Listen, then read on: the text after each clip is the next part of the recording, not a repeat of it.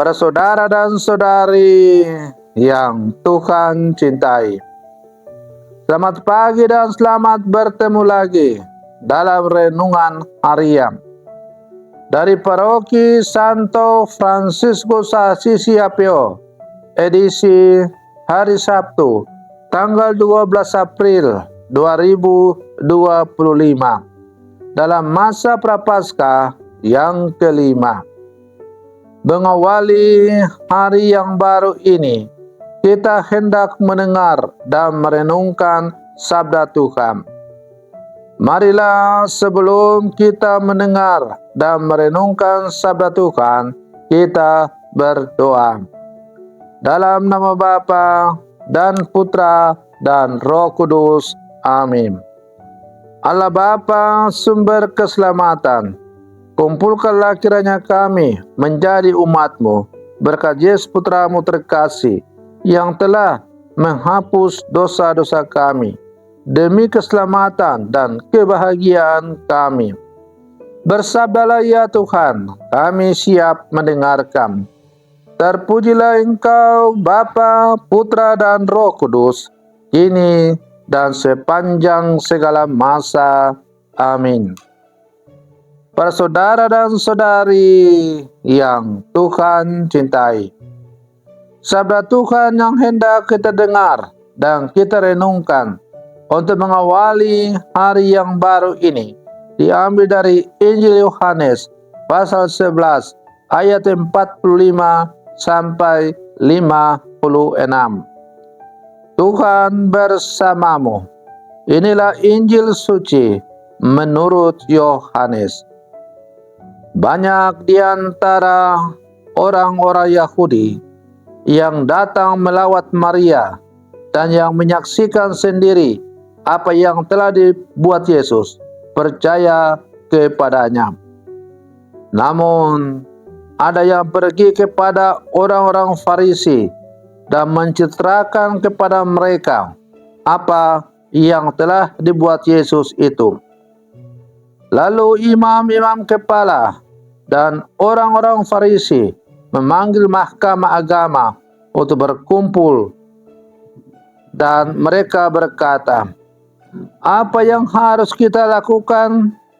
Sebab orang itu membuat banyak mujizat.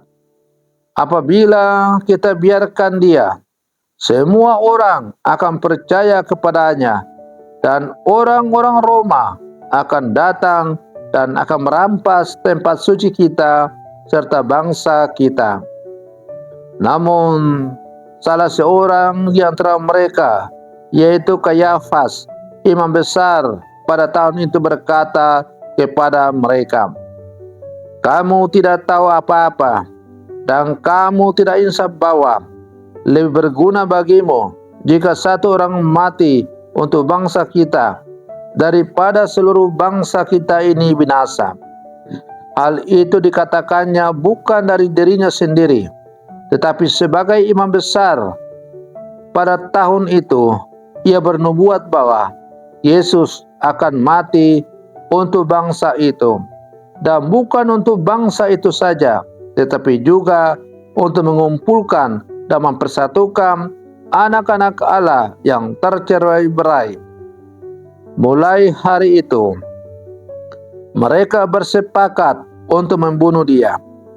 Karena itu, Yesus tidak tampil lagi di depan umum di antara orang-orang Yahudi, tetapi ia berangkat dari situ ke daerah dekat padang gurun, ke sebuah kota yang bernama Efraim, dan di situ ia tinggal bersama murid-muridnya.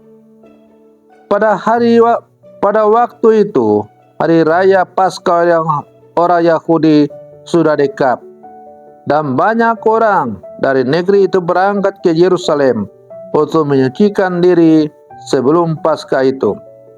Mereka mencari Yesus, dan sambil berdiri di dalam bait Allah, mereka berkata seorang kepada yang lain, "Bagaimana pendapatmu? Akan datangkah juga ia ke pesta?" Demikianlah sabda Tuhan. Para saudara dan saudari yang Tuhan cintai. Bacaan Injil yang baru saja kita dengar bersama pada pagi hari ini mengajak kita untuk merenungkan makna pengorbanan dan kasih yang ditunjukkan oleh Yesus kepada manusia. Mari kita membuka hati untuk merenungkan sabda Tuhan ini. Dalam bacaan ini tadi, kita melihat reaksi orang banyak setelah Yesus membangkitkan Lazarus dari kematian. Banyak orang yang percaya kepadanya, tetapi ada juga yang pergi kepada para pemimpin agama untuk melaporkan apa yang telah terjadi. Melalui cerita ini, kita melihat dua respons yang berbeda terhadap kuasa Yesus. Yang pertama, mereka yang percaya kepada Yesus setelah melihat mujizatnya menunjukkan bahwa iman dapat tumbuh dalam diri kita ketika kita menyaksikan karya Tuhan. Dalam hidup kita sehari-hari, kita juga seringkali dihadapkan pada situasi yang tampaknya begitu mustahil. Namun seperti ia ditunjukkan oleh kebangkitan Lazarus, Tuhan selalu memiliki rencana yang lebih besar untuk kita. Dia adalah sumber pengharapan dan kehidupan. Di sisi yang lain, para pemimpin agama Yahudi merasa terancam oleh tindakan Yesus.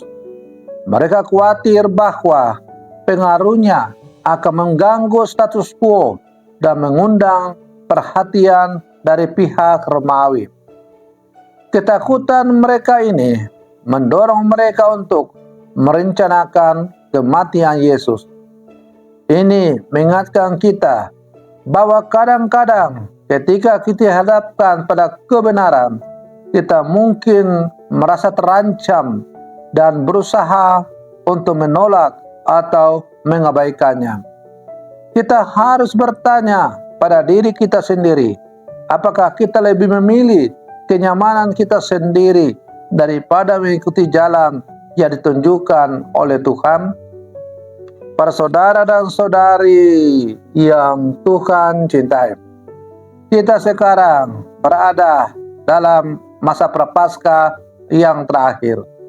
Besok kita akan memasuki rangkaian perayaan Pekan Suci. Selama masa prapaskah, kita diajak untuk merenungkan sikap kita terhadap Yesus. Apakah kita bersedia untuk percaya dan mengikutinya? Meskipun itu berarti harus menghadapi tantangan dan pengorbanan, ataukah apakah kita akan memilih untuk tetap dalam zona nyaman kita dan menolak panggilan dari Tuhan? Para saudara dan saudari yang Tuhan cintai, sebagai murid-murid Yesus yang hidup di zaman sekarang, kita diajak untuk mengambil sikap. Apakah kita siap untuk membuka hati dan menerima kasih dari Allah? Maka mari kita selalu memasrahkan diri kepada kehendak Allah agar kita diberikan keberanian mengikuti jejaknya, meskipun jalan yang harus kita tempuh mungkin sulit. Semoga permenungan saya untuk mengawali hari yang baru ini semakin menghantar kita menjadi murid-murid Yesus yang sejati. Selamat pagi, Tuhan Yesus memberkati.